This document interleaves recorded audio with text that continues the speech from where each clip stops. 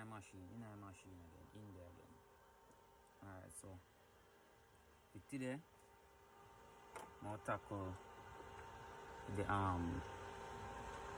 the signal chain. I'll tackle the signal chain today. You see me? I'll do from the head unit, come straight up, test the levels, them and make sure everything alright, no clipping, no distortion, signal nonsense to it and everything like that. Because from putting that setup, I'm gonna do that, the settings there. See me? Just put in it, volume up, equalize, crossover, and just start playing. So today we feel like more and tackle that there, make sure everything are running smooth. So here we go. Oscilloscope there. See there?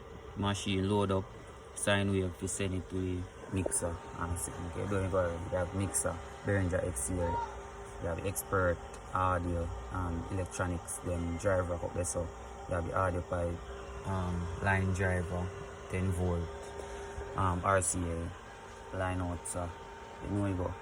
Whole heap of signal processing go on, clarion, crossover same way. So we'll start off with the mixer. Get the full power we can get out of the mixer. Then from the mixer, you know, move on up to the drive rack. Okay, so done with the drive rack, we move down to which part the line driver there. Check the output signal, make sure it's still clean coming down the line. And then this is for the bass. The clarion is only on the bass. So yeah, that they go check last.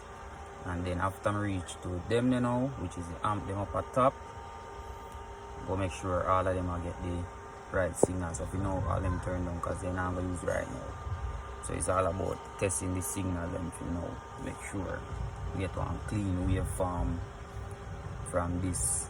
So I'm check the XLR cable, them quarter lead, them the RCAs, everything go down.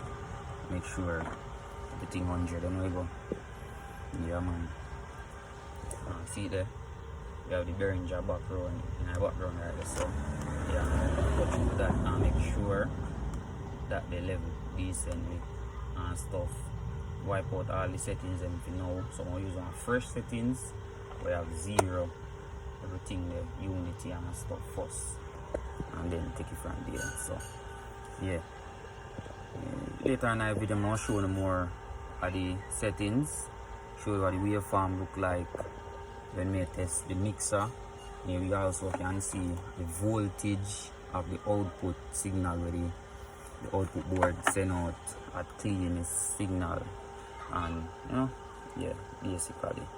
So yeah, so we go do negative 10 dB output, negative 10 output, because the loudness we want to achieve. So we don't want it too low and we don't want it too low.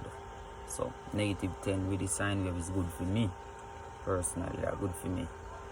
Later on now, I step it up to probably 6 dB and see how we react to the 6 dB output signal and how the input react to it and all that. See?